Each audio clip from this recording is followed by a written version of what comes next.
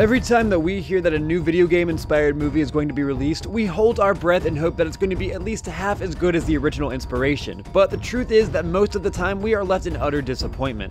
In what follows, we are going to celebrate the worst of the worst and take a look at 11 of the most embarrassing, least creative video game films of all time. So grab your popcorn and let's take a walk down B-movie lane. Even though Angelina Jolie deserves a ton of credit for her portrayal of Lara Croft in Tomb Raider: The Cradle of Life, it is at most a mediocre, if not a straight disastrous movie adaptation of the eponymous gaming title. Full of action flick cliches and with a naive storyline, this film failed to impress both the fans and critics of the series, going down in history as one of the most disappointing video game inspired movies of all time. If we had to choose just one word to describe the Assassin's Creed movie, it would most certainly be confusing. Even though this attempt to try to explain the subtleties of the Templars versus Assassin age-old conflict is a notable and noble one, the end result is nothing more than an aimless narration that seems to lead the viewers nowhere in particular. All in all, this movie certainly did not reach its goal of gaining new and ardent fans of the famous Assassin's Creed franchise. The best thing about the big screen adaptation of Doom is the fact that it didn't forget to include the iconic BFG weapon, hardcore gamers being especially grateful for this nice addition. Unfortunately, the rest of this movie is just a hot mess, where Dwayne "The Rock" Johnson is pretty much the only highlight of this entire charade. So if you're in for a so-so film that could pass as a lazy evening guilty pleasure, then Doom might actually be the right choice for you. While the on-screen adaptation of Max Payne might feel like a total letdown for the invested fans of the gaming title, we really have to thank Mark Wahlberg for his heartfelt performance that managed to save the entire film and boost it from a bottom of the dumpster movie to a, well, top of the dumpster movie, as Michael Phillips of the Chicago Tribune put it. Max Payne has such a lazy script that it's a wonder it actually ended up being the movie that it is.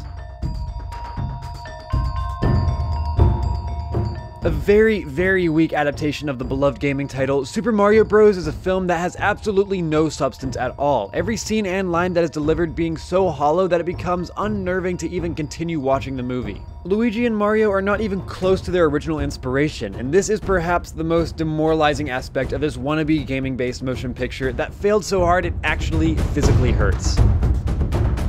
There are bad adaptations of video games, and then there's Postal, a total utter pool of potty humor, gratuitously violent scenes, and overall bad acting.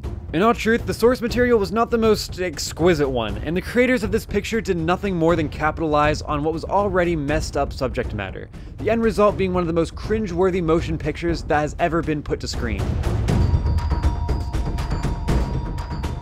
The big screen adaptation for the popular beat-em-up game Double Dragon did star a nice assortment of actors, but the end result was anemic to say the least, and the lack of spark translated into poor box office results, where the movie grossed way less than the budget it had allocated for its production. That's what we call a major flop, and it's a true shame when you think that Double Dragon is such a beloved symbol of video games. BloodRayne felt more like a joke than a movie, its hollow characters and ridiculous action scenes being so cringeworthy that it became almost painful to watch without feeling irked by all of its flaws. It's a wonder how such a dreadful B-movie managed to enroll in its casting list actors like Michael Madsen and Ben Kingsley, who, by the way, were also ultra embarrassed by how the final product came out. It's too bad that such a great game like BloodRayne got thrashed in such a horrid way. To the great delight of many gamers, the 1995 Mortal Kombat movie proved that successful transitions from the gaming world to the big screen do exist, and they are pretty awesome too. But not all that starts well must necessarily end in a blast. So the subsequent film, called Annihilation, really, well, annihilated all the success from before. Sadly, this motion picture is so all over the place that we can't even put our finger on the in particular flaws. For the connoisseurs out there, director Uwe Boll became synonymous with disastrous video game movies back in the 2000s, and House of the Dead was the very first of his numerous failures. This movie is so bad that it doesn't even come close to the old zombie gore and B-movie tropes that we would expect to find in such an atrocious big screen piece. In fact, House of the Dead is a special kind of failure, one that is so abysmal it gives you a headache.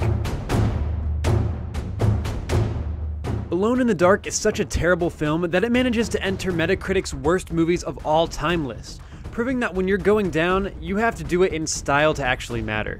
All other things aside, this motion picture is such a letdown that we cannot imagine how they managed to find someone to pay for it in the first place. Alone in the Dark really dots the I's when it comes to bad movies, proving that it should have never seen the light of day in the first place.